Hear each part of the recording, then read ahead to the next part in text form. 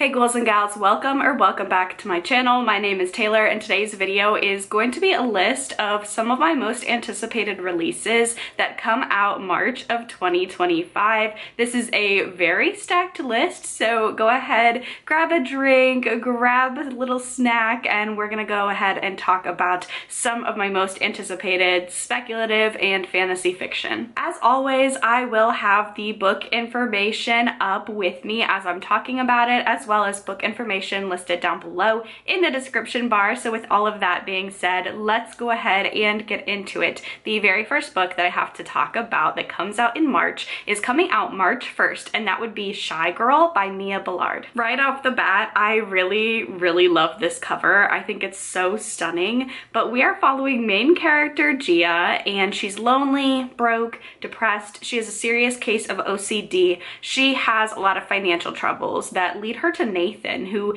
is a very mysterious and affluent man that she encounters on a sugar dating website. Desperate for a solution to her financial troubles, Gia is intrigued by Nathan's unconventional offer. In exchange for living as his devoted pet, all of her debts will be erased. But the longer Gia is in captivity, the more animalistic she becomes, and this says that it's for fans of Night Bitch by Rachel Yoder. It's marked as horror and literary fiction, so this is definitely an interesting premise that normally probably wouldn't pick up, but this is a horror, so I'm very interested to see like how this very unconventional situation is going to turn into something a little more horrific. Now, moving on to our next release date, which is March 4th, we have The Unworthy by Agustina Bazterrica, and this is translated by Sarah Moses. This originally came out in 2023 in September. This is the English translation, and this is from the author of Tender is the Flesh. I am so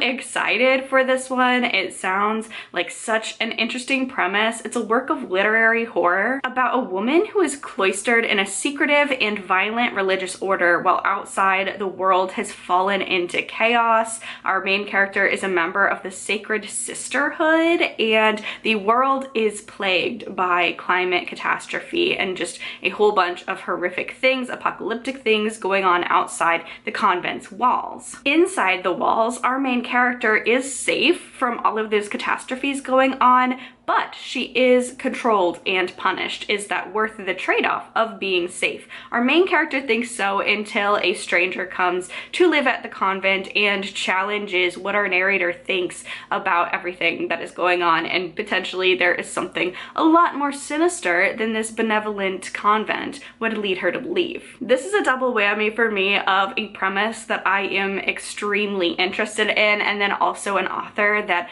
I really loved, Tender is the Flesh, so I'm really excited to check out something else by this author. Cannot wait to pick it up. Next up, coming out the 4th, we have The Dream Hotel by Laila Lalami, and this one is a sci-fi dystopian, and it's about a woman's fight for freedom set in a near future where even dreams are under surveillance. And we follow main character Sarah. She's just landed at LAX, returning home from a conference abroad when agents from the Risk Assessment Administration pull her aside and inform that she will soon commit a crime. Using data from her dreams, the algorithm has determined she is at imminent risk of harming the person she loves most, her husband. For his safety and for her own, she must be kept under observation for 21 days. The agents transfer Sarah to a retention center where she's held with other dreamers, all of them women trying to prove their innocence from different crimes that haven't actually happened yet. So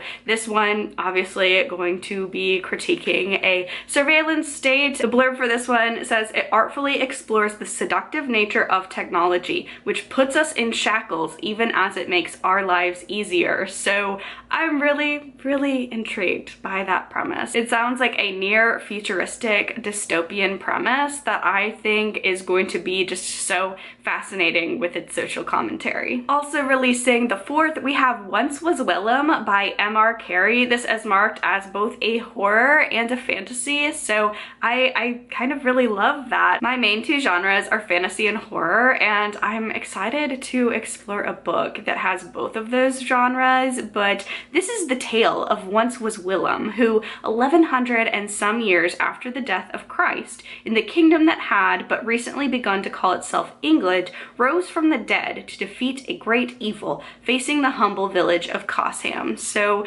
zombies? Maybe? I don't know. Like, I don't know where the horror elements are coming into play, but definitely a very fantastical premise. We've got nixies, boggards, a castle that's housing an unquiet ghost. I'm very curious about this one. This seems like a departure from M.R. Carey's other books. I think The Girl with All the Gifts is more of a dystopian, like set in the near future. So this one's going way back into the past. So definitely historical fantasy and horror. This one I think is gonna be really interesting. Also coming out the 4th, we have The Sleeping Land by Ella Alexander, and this one is a horror, another historical horror, but this one is taking place in like not as far distant in the past, because we are following less than 2 years after the collapse of the Soviet Union. We follow 3 junior archaeologists and their glory hound advisor who arrive at a remote cave in the heart of the Siberian wilderness to carry out the first extensive Western dig on Russian soil since the execution of the Tsar. And this is one of like my favorite premises in horror. Like, we have a group of people who, whether it's a scientific exploration or whether they're a group of ghost hunters or just a group of friends, a group comes together and is investigating and researching something that probably should best be left alone. So I'm really intrigued by this one. It says that the horror is coming from the devolving into chaos nature of the group dynamics themselves, and then also something potentially is in the cave with them. So definitely looking forward to checking out this exploration horror. We are now moving on to March 11th for release dates. We have of Jericho by Alex Grecian, and this is another historical fiction and a horror. I believe it has to deal with witches. This kind of seems like this author's bread and butter. His last book was also like kind of a western but a historical horror as well.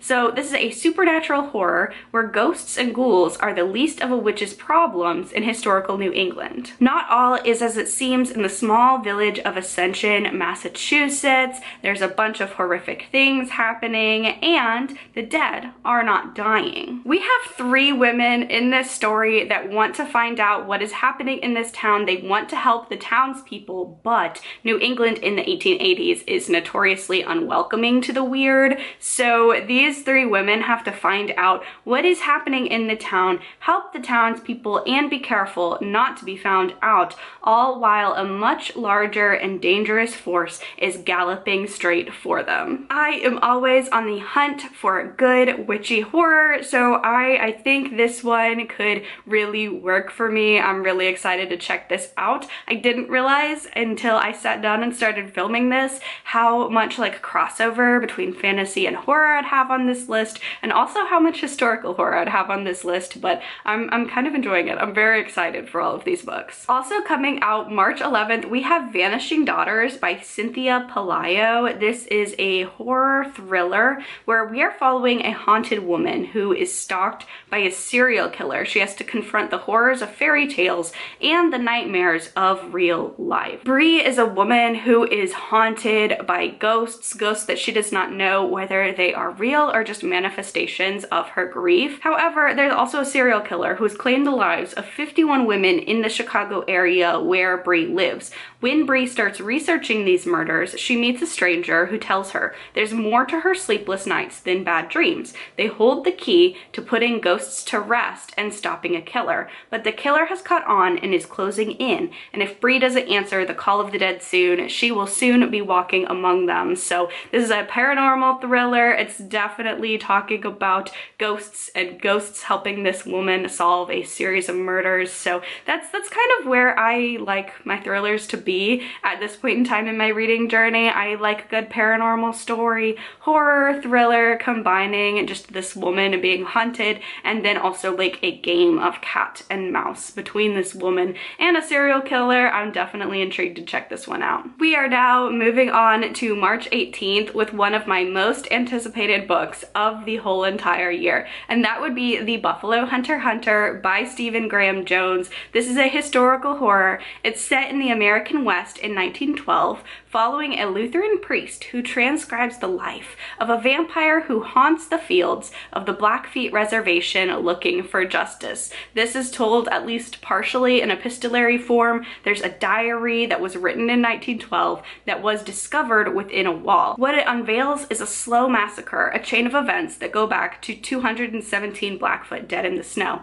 told in transcribed interviews by a Blackfeet named Goodstab, who shares the narrative of his peculiar life over a series of confessional visits. So this kind of sounds like Interview with the Vampire, make it Western, make it talking about the horrific things that happened in the American West, particularly to the indigenous people of the time, and it's Stephen Graham Jones. Stephen Graham Jones tackling vampires. I'm just so excited for this one. I will definitely be picking it up as soon as I possibly can. Next up, coming out the 18th, we have The Haunting of Room 904 by Erika T. Wurth. And this is a terrifying and resonant novel about a woman who uses her unique gift to learn the truth about her sister's death.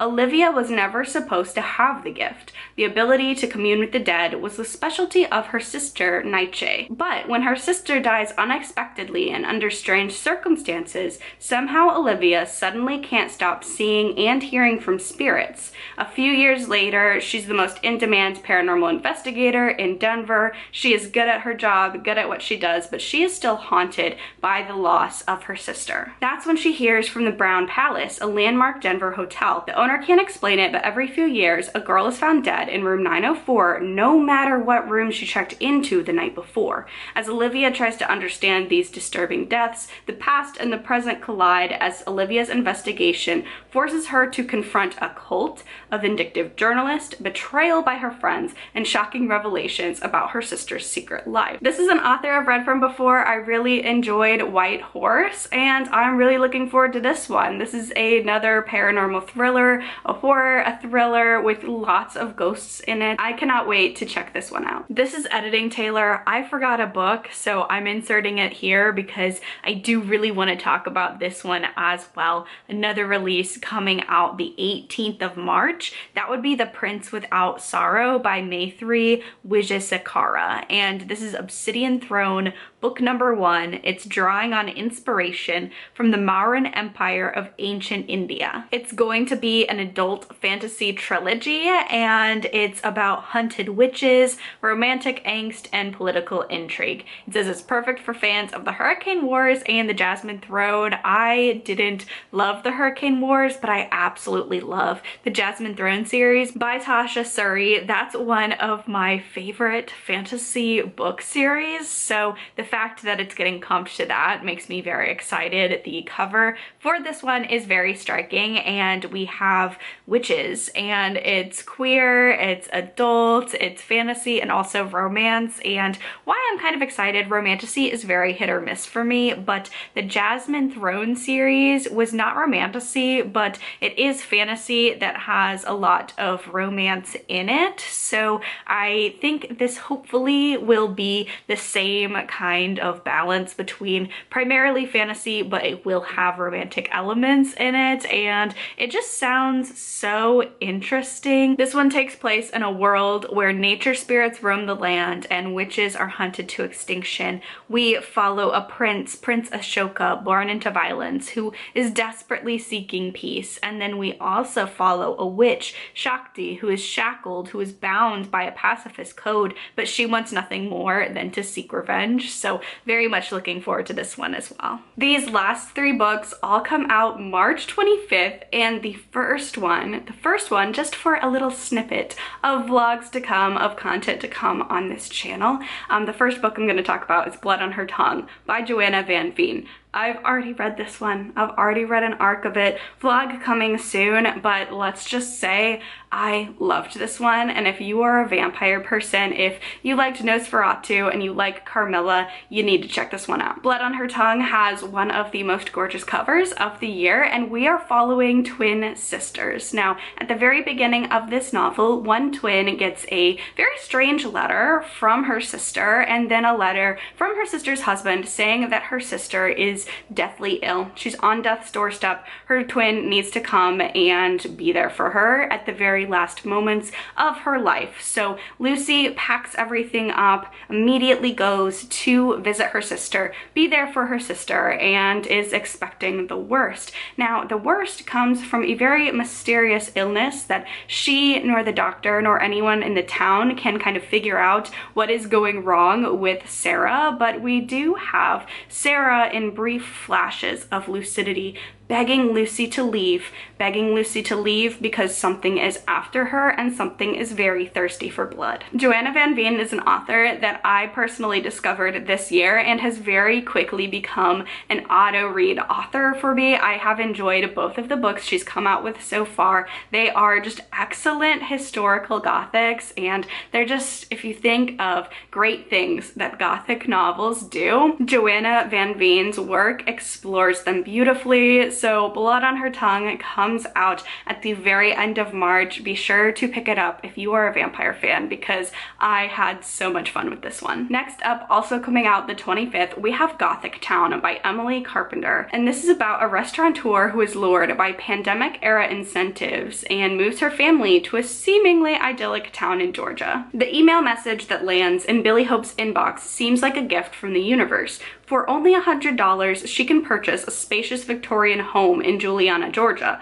a small town eager to boost its economy in the wake of the pandemic. She can leave behind her cramped New York City rental and some painful memories, plus she'll get a business grant to open a new restaurant in the charming Riverside community laden with opportunity. The town is everything that is promised. Billy is settling in to her new house and setting her restaurant up, and even though there are some little small things that kind of strike her as off, Billy is far too busy setting up her new life to really give them a lot of notice, yet these misgivings grow. There's something off-kilter and menacing beneath the town's famous southern hospitality. No matter how much Billy longed for her family to come here, she's starting to wonder how and whether if they'll ever leave, and this would work on me too. This would work on me too. $100 for a beautiful historic home. I'm sold, okay? I'm sold. I was like this with Christopher Golden's latest release too, with the haunted house in Italy, bought for $1. Like, that would work on me as well. So I understand the setup. I very much understand the setup behind this one. And I am a sucker for potentially haunted houses and sinister small towns. I love a premise of an outsider who moves to a small town and discovers that something's just not quite right. So looking forward to checking this one out. And then last but not least, we have Nowhere by Allison Gunn. And this is the mayor of Easttown meets the outsider in this spine-tingling and twisty debut about a series of disappearances in a small fundamental town and what one broken family must do to remain together as dark forces close in. This was one that I found when I was looking for kind of like folky Appalachian horror, and then also the comparison to The Outsider drew me in. I have just been on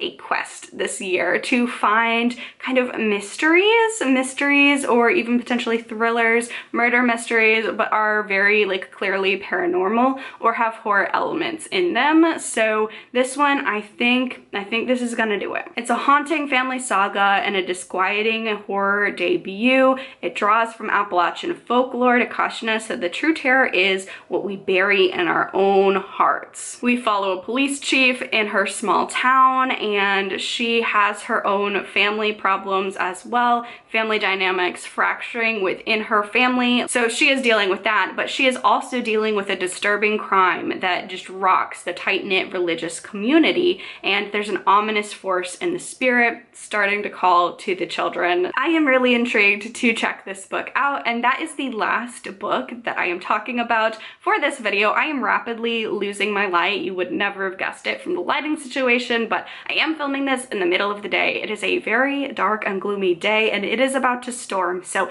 I have to wrap this up before I just lose all lighting completely. But thank you all so much for watching. If you enjoyed this video, please be sure to give it a thumbs up. Leave a comment down below. Let me know your most anticipated March book release. Subscribe to my channel. Stay safe, stay spooky, and I will see y'all in the next video. Bye!